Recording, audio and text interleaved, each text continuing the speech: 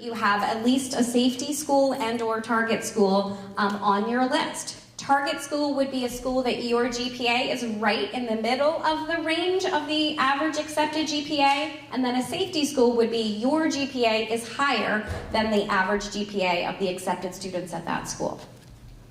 We also want... Jen, go can ahead. I make a note about safety Absolutely. school? Yep. I'm going to pick on UVM because they're local. If you have no desire to go to UVM, but it's a safe school for you, then it's not a safe school. A safe school should be a school where you have the criteria to get in, but you have the desire to go to that school. I have students every year who tell me they're going to apply to UVM as their safe school, but they have no desire to go. So it's kind of, you need to make sure that safe school is a school you're willing to go to, especially if a number of the schools you're applying to are reach schools. And we're always happy to help you find safety schools as well. We also want to keep in mind the financial safety piece as well. We have all worked with students who get their heart set on a number of colleges, and then once they get all those acceptances, they're realizing that they may be out of their price range. So it is also very important to start that process, have those conversations early on. There is a thing on every college website called the Net Price Calculator that can be a great resource for families as well. It asks you some questions about your finances, about your students' academics, and they'll give you kind of an average or an estimated idea of what your financial aid would be for that school. So it's important to go into this process also considering that, because what we would hate to find is every school you've been accepted to is out of your price range. And yes, we still have financial aid that can be calculated after you get that acceptance, but we just want to make sure that you're also considering that if that's an important piece for your family. Students, as you're doing your research on your schools, it's also very important that you are aware of all of the requirements. If you submit your application, your counselor submits your letters and your transcript and your grades when they come in, but you forgot that you needed to submit test scores, then your application will be incomplete. So it's going to be really important that you are looking at what are those requirements. How many letters do they need? Do they need those test scores? There are other things we're going to talk about, the SRAR in a little bit, but there are some different requirements that schools have, which does make it complicated at times, but as long as you're doing your research and your counselor is always happy to help you find where that list of requirements are for each of your schools. Looking at programs and majors. I think we've all had students who apply to schools, and as they get to that application and they're looking at what am I claiming as my major, oops, they don't have the major I'm interested in. So that's something that it might be a school that seems like it's a great fit for you for all other reasons, but if you have your heart set on a certain major and they don't have that, then we should have a conversation. Are there things that are related that you'd be interested in, or should we be looking at other schools that meet all of your criteria? And then the deadlines are very important too. So colleges have all different deadlines. We have our regular deadlines that tend to be in the January, February timeline. And then we have early action deadlines, which just means that a student is applying early, gets their decision early, and they have until May to decide. For example, we'll pick on UVM again. So UVM's early action deadline is November 1st. If you're interested in UVM, it's a free application as well for the early application. It's a great incentive to get that in early. You will find out by mid-November if you've gotten into the school, and you have until May 1st to decide. So it's a great way to get that heavy load, get that application completed, submit to at least a school or a couple of schools, and by the December break, you have an idea of some schools that you've already gotten accepted to. Or if you haven't been accepted, maybe you have been deferred to the regular decision time in January, they're going to look at your application again. Or if you were denied from any of those early schools, it does still give you a lot of time to continue doing your research, maybe do some more visits, and then find some other schools that you might be interested in applying to for later deadlines. Mid-December, not Mid-December. Sorry. Yes, thank you. And I'll do the next one so Jen can take a drink of water if she wants. She's talked a lot already. Can you, I just want to finish the deadline to the early decision. We've done this for like 30 years together, so. So early decision is the other deadline that you may have heard about. An early decision, we don't generally have a lot of students. I think per counselor, there's probably maybe 2 to 3, upwards max of 5 per year. Early decision is you have committed to the school. You have visited the school, you have done your research, you love the school. There is no denying that this is your school. So if you apply early decision, you, your parents or caregivers, and your counselor are all signing a document, an early decision agreement, saying that if you are accepted, you will be going to that school.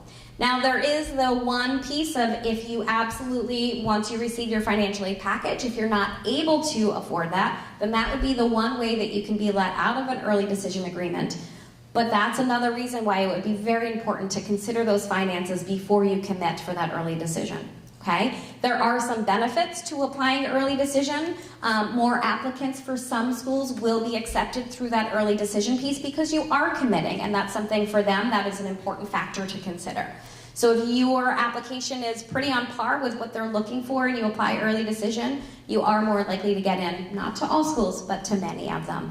You got to remember sometimes when we think about those reach schools and or those Ivy League schools that they're kind of their own breed, and those are kind of reach schools for everyone. Even if you have the application, the transcript, the GPA, everything that they're looking for, there's still no guarantee on that one, even if you did apply early decision. There's one more deadline too that I just want to mention that's called a rolling deadline. And a rolling deadline, what that means is once a student's application is complete, so everything that that school requires, once everything has been submitted, the school will review your application, and usually within 4 to 6 weeks, some schools are a little quicker, some schools take a little bit longer, they will give you a decision, and you have until May 1st to decide. So your regular deadlines are usually January, February, you have until May to decide and commit.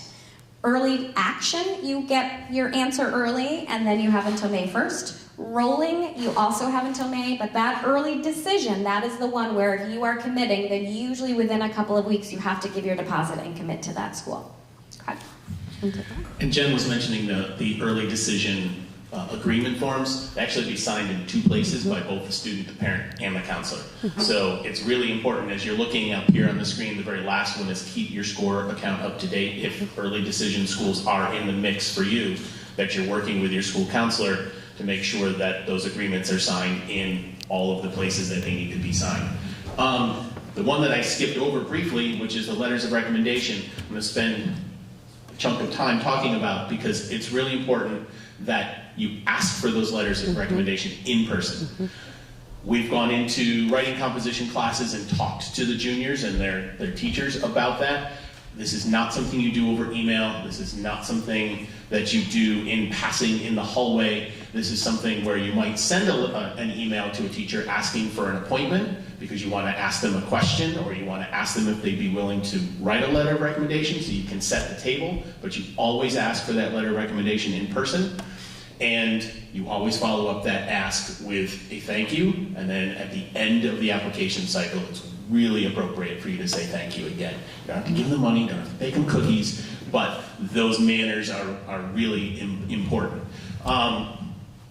Part of our job as school counselors is to help you with that process and making sure that we're inputting all of the teachers who are writing for you in SCORE, and that we're also being a little bit mindful of the teachers that we're asking. There are some teachers who typically get asked to write a large number of recommendations, and Jen and I, and Naomi, and Gavin, and Susie, and Rye, we all kind of know who some of those teachers are. And for November 1st, if you haven't asked already, or you don't ask soon, a lot of the teachers will not be able to complete a letter of recommendation because those letters are written on their time outside of school time. So the typical number of letters a teacher might write is between 15 and 20, but you want, like I said, you want to make sure you ask early so they have ample time to get those done for your November 1st or your November 15th deadlines. And then there's a recommendation and a brag sheet that we ask students to do that's the process for that is a little bit new this year. We're asking people to do that recommendation and brag sheet in SCORE. I've already been meeting with a few students who've said that their teachers have asked them to complete their individual letters of recommendation brag sheets, and that's okay. We're all transitioning to a new process in SCORE, but it does help all of your teachers if you're doing the brag sheet in SCORE. Yep. Great. Did I miss anything? No. Oh, just the last thing that we are going to also be asking seniors to do is to provide a link in your SCORE account to your PLP account as well, so that if your counselor, advisor, or any teachers are looking at your SCORE account in order to write a letter of recommendation, that might provide some additional information that can be helpful for them in writing your letters of recommendation. Okay.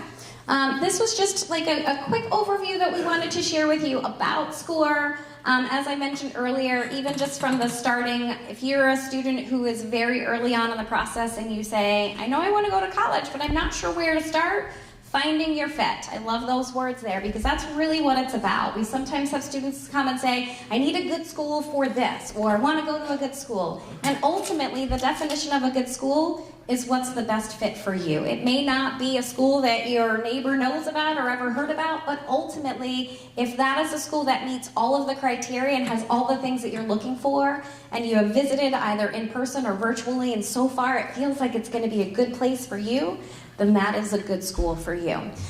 So SCORE itself can help with that process. If you're a little further in the process and you already know about which schools that you would like to apply to, then we are working on the plan. So making sure that you're working with your counselor, and we have, as Russ mentioned, your teachers are added to your SCORE account so they can upload your letters of recommendation in there. And then we, your counselors, will submit those letters along with your transcript. And first quarter grades also go, as well as mid-year grades. Those are the grades that colleges do want to see for seniors. So even if you're not applying early, they will still see your transcript that does include your quarter one and your mid-year grades throughout the application process. That transcript also lists the courses that you are enrolled in this year. We've had this happen in the past, and I'm going to advise everybody who's here or virtually, if you are a senior and you get senioritis in semester 2 and you want to drop that current issues class, it may feel like a good idea, but the fact is colleges are seeing what you have completed and what you are enrolled in, and they are accepting you based on what you have done, and the expectation is you will finish what you start on your schedule. So if you're planning on dropping an academic class in semester 2, and you've applied and been accepted, you need to actually not get my permission to drop that class, but receive permission from the school to drop that class, because in some circumstances, it has impacted admissions and it can have an impact on a potential admission. So you need to make sure you kind of follow that process. May I say something else to that? Absolutely. Hi, everybody.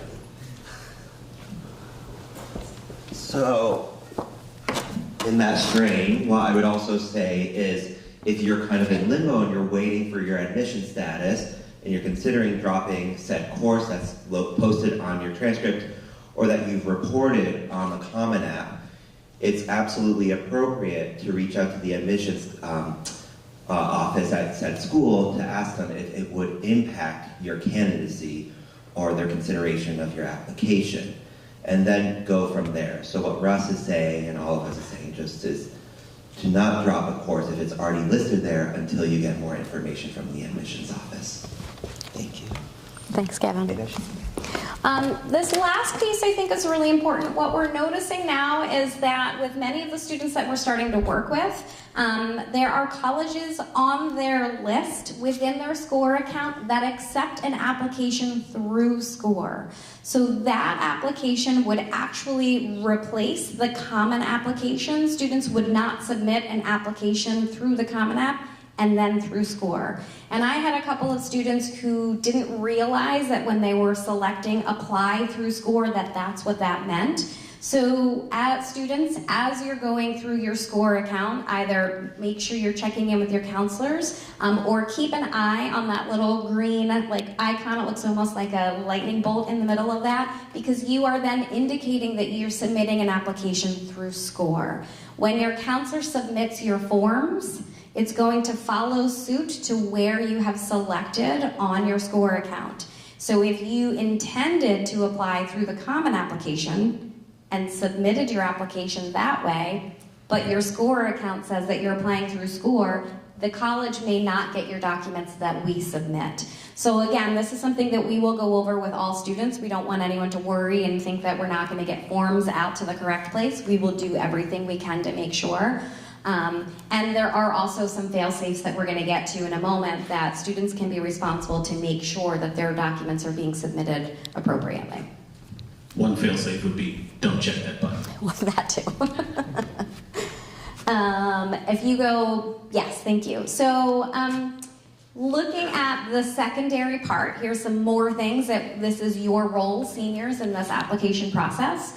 As I mentioned earlier, there is a link here to the Common Application Toolkit.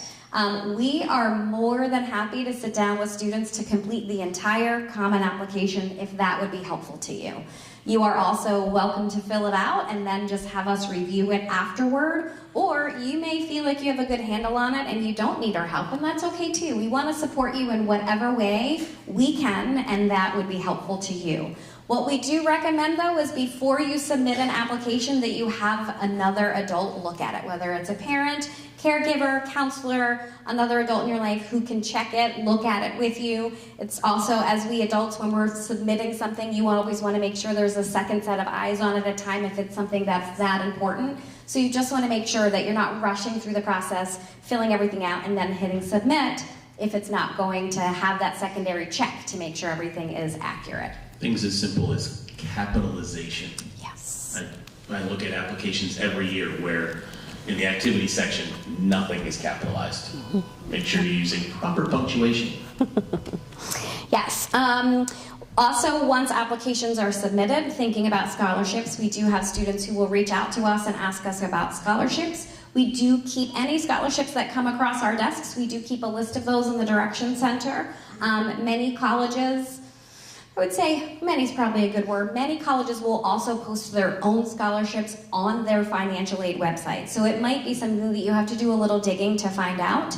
And the Vermont Student Assistance Corporation that I mentioned earlier, and we have linked on our agenda page, does also support, I think, over 100 applications every year. That usually comes out in October or November. There's a big booklet, or you can go online to find those. And we are happy to support students with their scholarship applications and finding scholarships as well. So definitely utilizing the Vermont Student Assistance Corporation 100% if you are needing financial aid.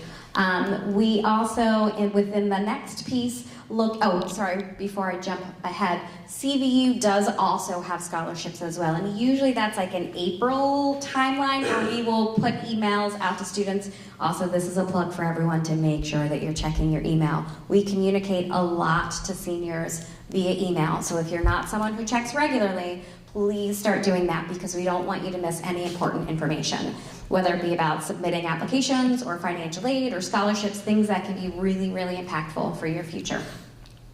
And then when we talk about the financial aid piece, this is really important to consider all of these. If you are applying for financial aid, there is the FAFSA. So it's the free application for federal student aid. So this would be considering grants and loans that students might be eligible for based on family income. The FAFSA for this year's applying seniors is going to open on October 1st, which is great. We will be putting information out to students and parents in the next couple of weeks about a forums night where we will have a VSAC representative here at CVU supporting families and filling that FAFSA out. So if that's something that you're interested in, just keep an eye on your email and we'll let you know and you can sign up for that. Spots do fill up pretty fast for that. But VSAC also provides a lot of assistance. They often do drop-in days, you can call. They are always very supportive with families trying to fill out those forms. There are also deadlines for the FAFSA, so that's something that you want to make sure you're checking. I think I mentioned that earlier when you're doing your research. You want to get everything in by the deadline, not just the application, but also any other additional forms, including your financial aid applications. There is a Vermont grant for any Vermont high school student. Even if you are applying to college outside of the state, you are eligible for a grant. And that is through the VSAC website as well, and that's something that we'll share with students when that opens up. I believe that opens up on October 1st as well. And then the CSS profile, and this is a separate financial aid application. It's through the College Board, and it is mainly for private schools. It is a secondary application for financial aid where the individual school will be looking at your family's finances and then determining if there's additional aid that they can offer your student. So the FAFSA is the federal application. So basically you fill out the application, students and parents or caregivers, you list all the schools that you're planning to apply to, and then they send the information to the colleges, and then the colleges will consider that when they are providing you with your financial aid package to let you know how much aid you will get. Beyond that, we just want to remind you that students are responsible for their own applications, essays, and when colleges are emailing, I'll get to you in 1 second, when colleges are emailing you, it is very important that you are responsive. Senior year, your inbox can be very full, and we know that, we realize it, but it is still very important that you are reading anything that comes in from your colleges, because there might be something missing from your application. This is that fail-safe. If they're saying, hey, we didn't get your transcript yet, then you can check your SCORE account to see, did my counselor send it? Did I have the right type of application? You can also reach out to your counselor, and we're happy to show you what we sent, when we sent it. It does take colleges a couple weeks to process documents, so if you submitted yesterday and you get an email today saying that there's something missing, give it 2 weeks, and then if it's still saying it's missing, then reach out to us. In terms of, we're going to get to that last piece, but Susie, you had something you wanted to add. I was just going to say that even if you don't think you're going to get financial aid, we encourage all families to fill out the FAFSA. Many scholarship agencies, organizations require it as part of their application process. So if you are going to be applying for scholarships, we encourage you all to fill out the FAFSA. Great. Thank you, Susie. We are getting to the college essay piece here, so we're going to play a little video for you. I love where this stops. So proofread, and proofread again. College application essay is not an assignment in terms of choosing the most bizarre or the most interesting topic. It's more an exercise in terms of how you think, how you write, and how you express yourself in 650 words or less. I've been doing this for 20 years, and every single year I photocopy my favorite essays. And if you read any of them, you'll soon learn that all of them are usually about nothing. They're just a moment in someone's ordinary life that they're sharing with me that I can't find anywhere else in the application. But if you can take me out of my office and into your life in 5 minutes, I will consider that as a successful essay. So try to find an essay topic that resonates with you, and let your personality come through, and let your voice shine through as well. So one thing as I get this back up and running, one thing I always tell my students is so much of the Common Application and individual school applications, it's very black and white. It's looking for specific details, amounts of time, grades, that kind of thing, and there's very little opportunity to add, as I say in my office, color to your application, and the essay is the opportunity to add that color. Some great topics I've read essays in the past have been about how students organize the books in their rooms. Not alphabetical, it's not by series, it's the student wrote about how they organize books by which main characters would be friends. They give a couple examples, but it tells a school an awful lot. And honestly, it took that student about 20 minutes to get the bulk of that essay done. So sometimes it's not the essay that you think you have to write, it's the really organic essay that just happens that really illustrates who you are. Many seniors had either writing composition or practical writing, or if they had AP English last year or English composition, they wrote an essay that they can use for their college essay. The college essay, if you're looking on the Common Application, there are prompts. I think there's 5 of them, and then the 6th one, or maybe 6th, and then it's the 7th. The final one is topic of your choice. So ultimately, you can write about anything, but if you're feeling a little stuck, we do recommend taking a look at those prompts and seeing if any of them speak to you, or maybe taking a few minutes with each of those prompts, just jotting down a couple of ideas to see which one feels like it could be something you could write about and really give a glimpse into who you are to the admissions counselors at the colleges. There are many, many English teachers who are very willing to read essays, to give feedback. Counselors are also happy to read those for students as well. You don't necessarily have to have us do that, but we are always happy to, as I said, support you in any way that you need throughout this process. If you're feeling stuck and you're really struggling to come up with an idea, we're also happy to go through some exercises with you to try to help you brainstorm and come up with a good topic for your essay. We kind of covered the next one, which is complete senior coursework successfully and carefully balance commitments. Make sure you have permission to drop the courses that you're thinking you might drop in semester 2. And then the last one, I think, really reared its head last year, and I think is really, it's growing increasingly more important, that you check your emails every day.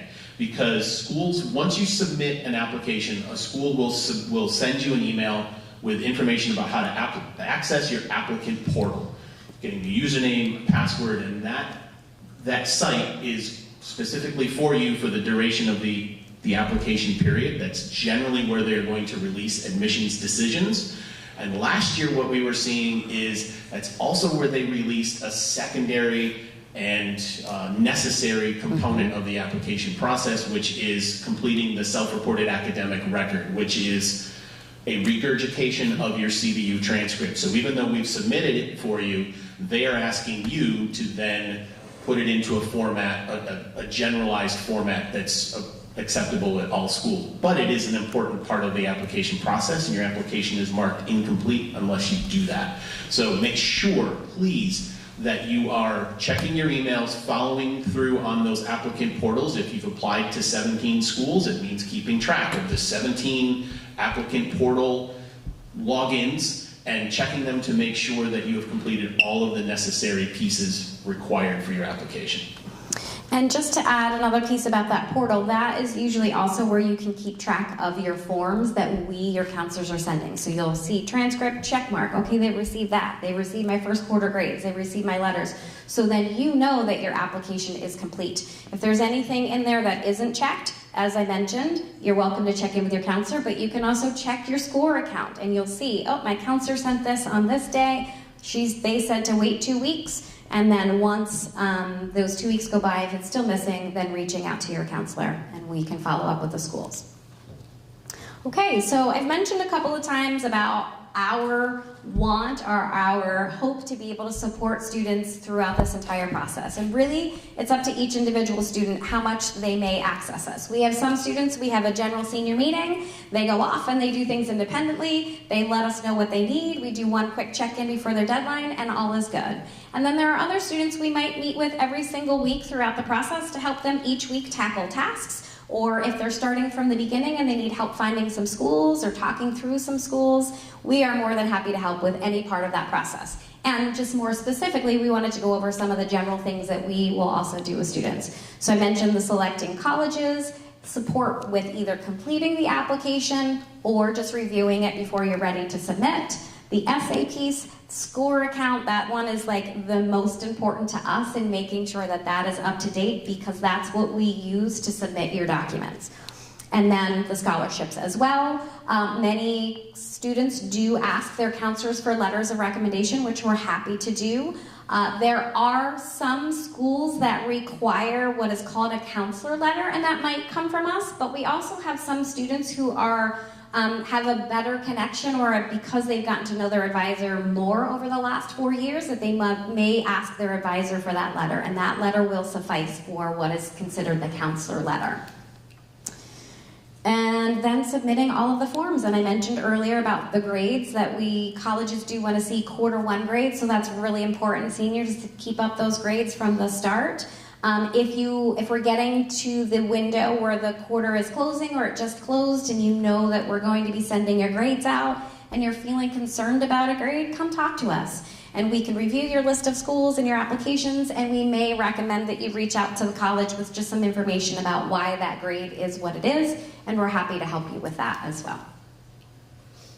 Okay, parents and caregivers. Support, as you do every day in your role as a parent, you're supporting your child or children if you have multiple seniors, and really ultimately finding that way to support them through this process, and that could look different in every home. There are some families that are talking college every day throughout the fall and throughout this process, and that works for them. There are other families that may cause some stress at home, and they may lean on us a little bit more, attend a meeting with their senior. We can share updates, students can share updates, you can reach out to us with questions. We want to make sure that you are all feeling supported, parents and caregivers, as well as your students. In the letter that we sent home to you last week, I believe, we mentioned the opt-out policy around transcripts. So because colleges do require, most of them, not all of them, but most of them do require that we send a transcript out and grades in the middle of the application process, we do assume that if your student is applying to college that you do want us to submit those forms. But if you do have concerns and you're not sure that you want us to have that permission, please contact your school counselor. Making sure your child owns the process. This feels like that would go without needing to be said, but we have had a few times over the years where students might get a mailing from a college or a parent sees something and they fill out the application and submit things. We're gonna just recommend that we not do that. So it is your child's experience. You play a very important role in that, but we want to make sure that your child is owning that. And as a parent, you may have strong beliefs and values around what schools they apply to, and that's great, but just recognizing that they're the ones who are going to have to live this experience for the next 4 years or so, and so doing your best to help them be independent and take that supportive role in whatever that looks like in your family, but recognizing that we will help you all through this process, but we also need students to kind of step it up senior year and show that you're ready for college. So counselors, parents, and caregivers, we can play that supportive role, but making sure that students, you are the ones that are actually completing and submitting those applications and writing those essays. We talked earlier about the affordability piece. I think that goes without saying. And then the financial aid pieces, parents and caregivers are a very vital part of that process. There are times that applications are due and a student is saying, hey, I haven't had a time to sit down with my parents yet, and that deadline is coming up. And so that's going to be really important as a family, that if you know you're applying for financial aid, keep an eye on those applications that open on October 1st and make a plan to sit down and fill those forms out, or access VSAC or come to our forms night to get some help with the applications. And then ask for help. As I said, we are always happy to have you be a part of your seniors meeting, or call or email us with any questions that you have along the way. And then a couple of things to consider throughout this process. Don't let senior year be defined by it. Yes, this is a very, very important time in your life, and thinking ahead to college is exciting and a little scary at the same time, but ultimately it's your senior year as well. You need to enjoy your time with your family, with your friends, work hard, so finding that balance is really important, and that's something that we can support as well. Students, parents, and caregivers, if you ever feel like it is defining you, then let's have a conversation and see how we can take some of that load off for you, or assist you in finding ways to take that load off. Don't be afraid to ask questions. Don't be afraid to ask for help. Be realistic. Slow down the process. Absolutely. We don't ever want to rush and have students submit and then afterwards say, oops, I forgot something, or I didn't include this. And so you want to be really thoughtful and take the time to be mindful about everything that you are submitting. And then we have a couple of events coming up. I believe these were also discussed in the senior letter that we sent out last week. There is a college fair. It's a great college fair. I think over 100 colleges. There is a link in the senior letter that does provide the list of all the colleges that will be at St. Michael's College. And it is in the morning 9 to 12, and then in the evening from 6 to 8. I believe it's in Tarrant at St. Mike's. You'll see signs for it, and you'll see lots of people heading that way. The Paying for College event will actually not be in the fall. That's something that we did last spring, and we do every spring now, so it's almost like you have that like precursor in junior year. But if you didn't catch that Paying for College that we offered in the spring, and now you have a senior who is applying and you want more information, it is still posted on our website. And VSAC also has their own posting of a financial aid or a Paying for College event that you can access on their website as well. And then we will have that forms night to help fill out the FAFSA sometime in mid-October. And then for students who aren't sure if college is their path, or they want to explore multiple paths, or if you have another student who is coming up and may not be thinking college, or is still confused about what their path might be, and they just want to consider all options, we are going to have a high school planning and career presentation that comes up sometime in November. And then absolutely 100%, we want you all to enjoy your senior year. I think that's our presentation. And so let's take a moment. We've got about 15 minutes. Are there questions that we can help answer, or anything that we kind of went over a little quickly that you'd like to spend a little bit more time on or look at? Go ahead. I was wondering, for Squire, if you have our list of colleges in Common App but not in Squire, do we also need to put them out? Great question. So the question is, if students, looks like it should be Squire, but it's really Score. It's SCOIR. Took us a while to figure that one out too. But yes, the question is, if students put all of their colleges in their Common Application, do they also have to put them in Score? And the answer is yes. It is a little bit of an extra step and maybe a little bit of a pain, but for right now, that is our process to make sure that students have them in both places. Jen mentioned earlier that there was a Common App toolkit. If you have questions and you're wanting to check resources before emailing your school counselor, the first year toolkit within the Common App is a great place to go to get answers on how to fill certain things out. And if you still can't figure it out, definitely email your school counselor. And for any seniors who have yet to activate your Score account, was it already sent or will be sent? You should have an email in your inbox this morning inviting you to activate your Score account. If you've already been in, don't worry, you're set, you're good to go. But if you haven't accessed it yet, we do encourage you to activate that today because it expires after a couple of days, I believe. We can always re-invite you if you don't get to it before it expires. Just let your counselor know. And parents, you can have access to Score. If your student has an activated Score account, they can add you so that you can view their account as well. And if anyone has any trouble with that, reach out to your counselor. And in terms of applying in Score, it's the part that's going to literally take the longest is adding your schools, because it's as simple as dragging and dropping a school from the following category and indicating what your deadlines are, entering in your Common App ID number and the email address you use to create your Common App account, and clicking save, and then your school is listed in the applying column, and that triggers Jen and I and Naomi and the rest of us to make sure we are sending the application materials to those, in this case, 2 schools. One note I want to make about that is every year or so, we may have some students who are like, hey, I got this, I don't need your help. And they do things behind the scenes in Score and they don't let their counselor know. We still need to know, because it does not always just send us an email saying the student is applying. So it is important that you have at least a meeting with your counselor to let them know what your first deadline is, so that we're aware, and then we will go into your Score account to confirm and check. But once that first deadline passes, so let's say you're applying to UVM for November 1st, and we go in and we send your forms.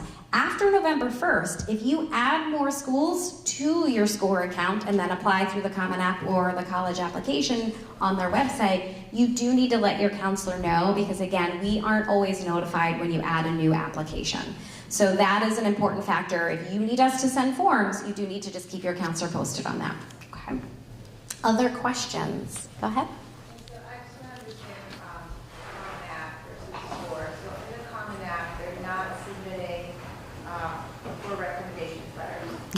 Yes, correct. That's a great clarification. So there are the 2 pieces. You have your application, and that's what students are submitting, and that is all of your general information. That is all student-led. Letters of recommendation. There is a section in the Common App that does ask about letters of recommendation, and you're all going to ignore that unless you have an extenuating circumstance about someone outside of CVU writing you a letter of recommendation. And in that situation, talk to your counselor and we'll figure out if we're going to submit it through Score or if it would be through the Common App. But 99.9% of the time, we are going to be just operating with Score for the letters of recommendation. Was that helpful? Did I answer my question? Okay, great. Go ahead. And going with the letters of recommendation, is it the counselor that identifies and takes care of, like, one school says I need 3 letters and another school says I need just 1 max? Yep, great question. So if, as we mentioned, there are different requirements for different colleges. So if you requested 3 letters, so 2 teacher letters and 1 letter from your counselor, but one of your schools only wants 1 teacher letter, we counselors will talk to the student and say, hey, I've noticed that a couple of your schools only allow 1 letter. you can either tell me which teacher letter you want to send, or if you would like us to read the letters and then determine which one we think is more appropriate, we can send. So yes, we can help with that 100%. Okay? And generally, most schools will allow the counselor letter no matter what, even if there is a limit on teacher letters. So even if you got 3 teacher letters and a counselor letter, you now have 4, and they say we only want 1 letter, they will usually also let the counselor letter go as an additional letter beyond that teacher letter. Okay. Other questions? Go ahead. For the transcript, so that will be submitted through the Common App, but then you mentioned something about rewriting the transcript? Yeah, the transcript gets uploaded into SCORE by the school counselor, and we submit it. So all letters of recommendation and CVU documents get submitted through SCORE.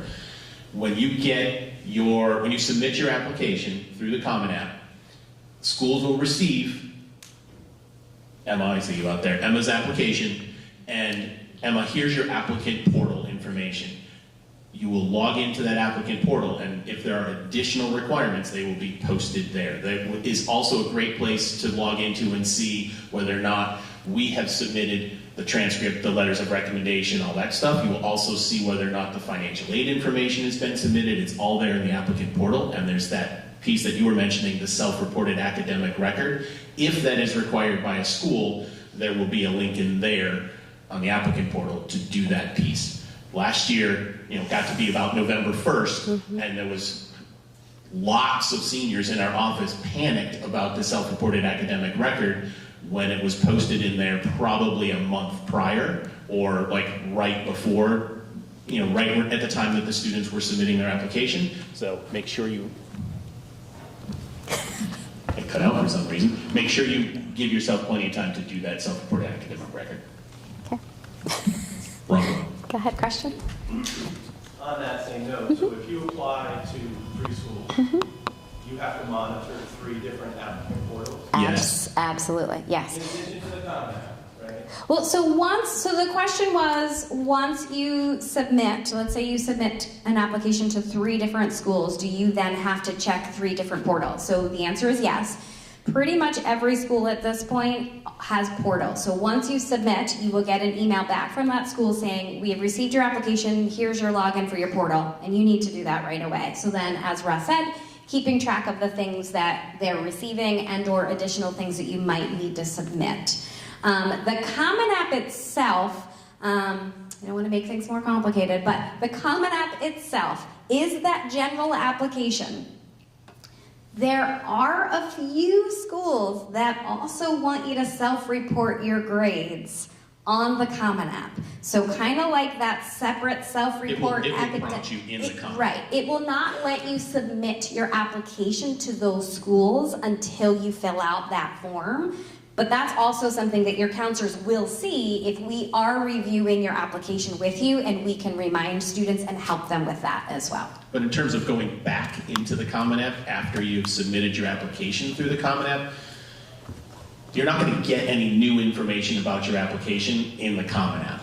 You can go back in there and see what documents have been submitted, but once you've submitted the application through the Common App, you generally don't need to go back into it for a particular school. If you have other schools that you're going to apply to, yes, you have to go back in and submit for each individual school.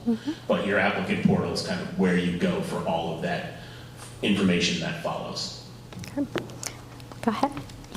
How do you guys work the quarter 1 grades? Because the snapshot ends October 24th, I believe, and some teachers are like, it takes a little while for them Yes. to do this thing, and the November 1st deadline. Right. So there's always this kind of overlap of timelines, and schools, when they have a November 1st deadline, that November 1st deadline is for the student's application. They need that postmarked no later than that posted deadline. School-related documents, things like quarter 1 grades, we will send an initial transcript that doesn't have quarter 1 grades on it, kind of by November 1st, and then a couple weeks later, after grades have been finalized, we will send that November 1st transcript. If there is a little bit of lag, they accept school documents post-deadline, but not months post-deadline. And our teachers are also aware about that deadline, and we usually send out a reminder, hey everyone, especially if you're teaching seniors, we really need those grades in.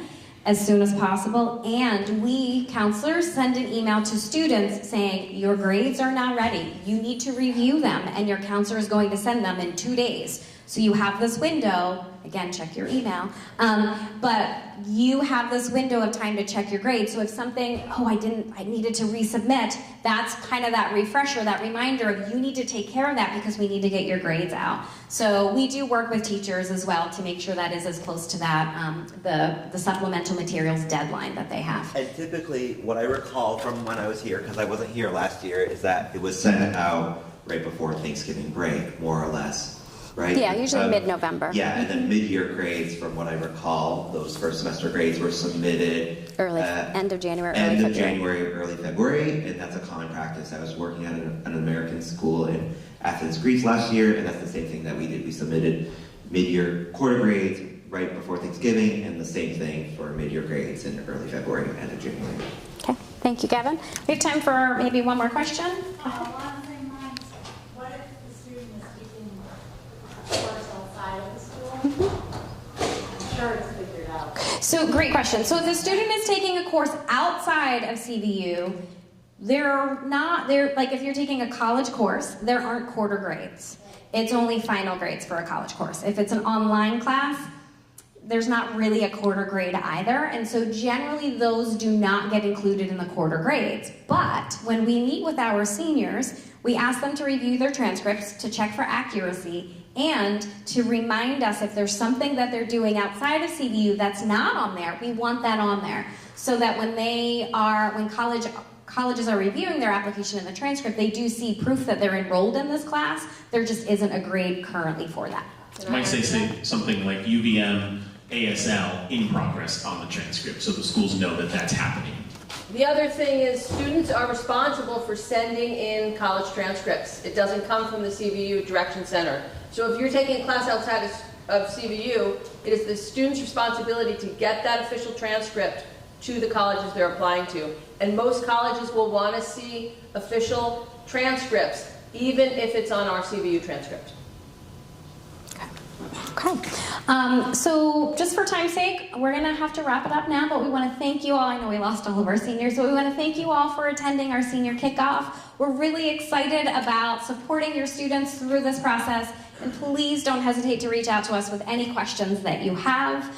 I know many of us are actually heading straight to a meeting right now, so I'm not sure if people are going to be available for individual questions now. But please, after this, if we're not available, please do reach out anytime you have any questions. So thank you. Have a great day, everyone.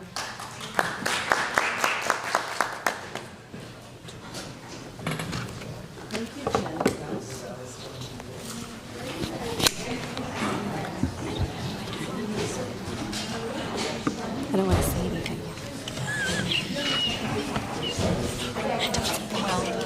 Thank you. As always. Thank you. Did you figure it out? Thank you. Thanks, Anna.